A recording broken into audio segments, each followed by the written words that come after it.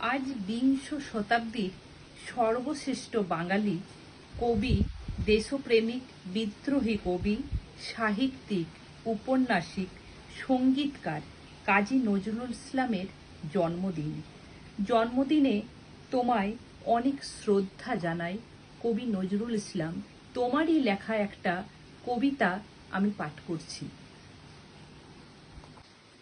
অনেক ছিল বলার, যদি সেদিন ভালোবাসতে, পথ ছিল গো চলার, যদি দুদিন আগে আসতে।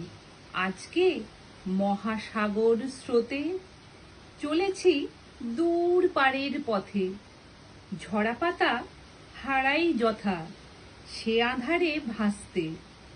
গহন রাতি ডাকে আমায়, এলে তুমি আজকে, কাঁদিয়ে গেলে হায় গো আমার বিদায় বেলার সাঁঝকে। আসতে যদি হে অতিথি, ছিল যখন শুক্লা তিথি, ফুটতো চাপা সেদিন যদি চৈতালি চাঁদ হাসতে। নমস্কার।